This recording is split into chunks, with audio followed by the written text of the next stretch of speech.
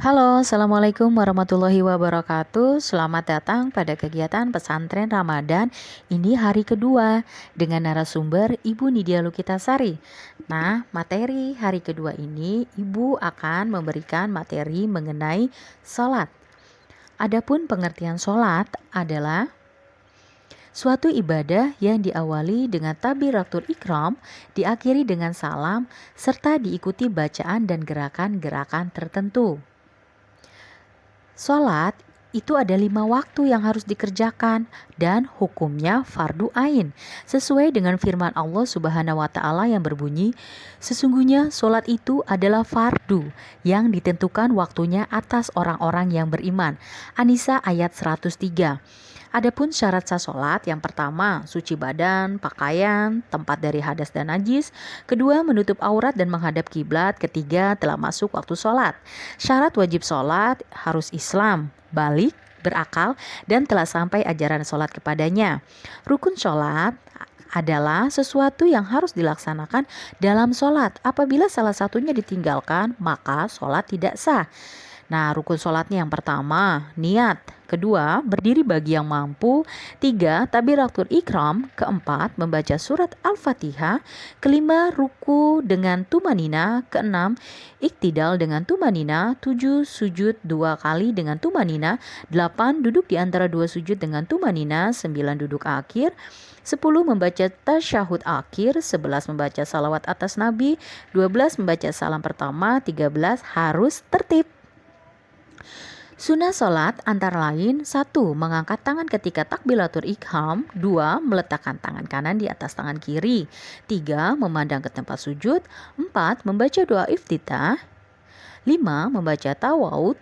6. Membaca amin sesudah selesai surat Al-Fatihah. 7. Membaca surat atau ayat Al-Quran setelah surat Al-Fatihah. Ke-8. Membaca Allahu Akbar ketika pindah ruku berikutnya. Itu harus diingat-ingat ya. Selanjutnya, di poin ke-9 yaitu membaca Samiallahu liman hamidah ketika bangkit dari ruku. 10. Membaca tasbih tak kala ruku dan sujud. 11. Membaca doa ketika duduk di antara 2 sujud. 12. Meletakkan kedua tangan di atas paha tak kala tasyahud. 13. Duduk iftirasi. 14. Duduk tawaruk. 15. Membaca doa sesudah tasyahud akhir. 16. Membaca salam yang kedua. 17. Menoleh ke kanan pada saat salam pertama dan ke kiri pada saat salam kedua. Selanjutnya, hal-hal yang dapat membatalkan sholat. Yang pertama, meninggalkan salah satu rukun sholat dengan sengaja. 2. Meninggalkan salah satu syarat sah sholat. 3. Berkata-kata dengan sengaja. 4. Makan, minum. 5. Berhadas kecil atau besar. Dan 6. Terbuka auratnya. Itu gak boleh dilakuin ya, nanti sholatnya batal. Selanjutnya, macam-macam sholat sunnah. Sholat sunnah ratib yaitu sholat sunnah yang pelaksanaannya mengikuti sholat fardu sebelum atau sesudah sholat fardu. Selanjutnya, sholat sunnah Idul Fitri, waktu pelaksanaannya dimulai waktu terbitnya matahari ya kira-kira pukul 7. Cara pelaksanaannya diawali dengan sholat sunnah Idul Fitri 2 rakaat dan diakhiri dengan khutbah Idul Fitri. Kedua, pada rakaat pertama 7 kali takbir, rakaat kedua 5 kali takbir. Disunatkan membaca tasbih ya. Selanjutnya, sholat sunnah nawafil yaitu sholat sunnah yang waktu pelaksanaannya di luar sholat fardu seperti duha, tahajud, tarawih, witir, dan sebagainya. Sholat tahajud yaitu sesudah sholat isya sampai sebelum datangnya waktu subuh. Ya kira-kira sepertiga malam ya. Nah, rakaatnya ini paling sedikit 2 rakaat. Sholat duha sesudah terbit matahari sampai sebelum datangnya zuhur. Rakaatnya jumlahnya 2-8 rakaat.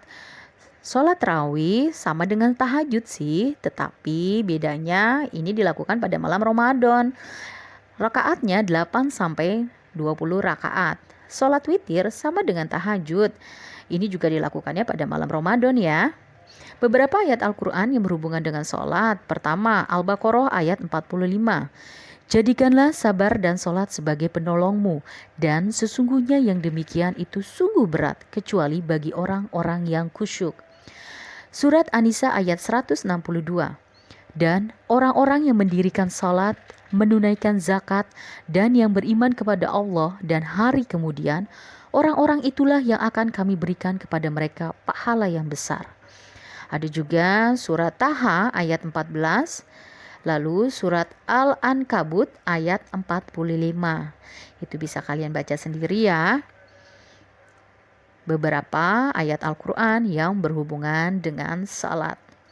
Oke, demikianlah penjelasan Ibu mengenai materi sholat. Sudah selesai nih.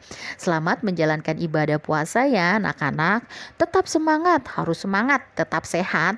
Dan ingat nih, di rumah aja ya, jangan kemana-mana. Wassalamualaikum warahmatullahi wabarakatuh.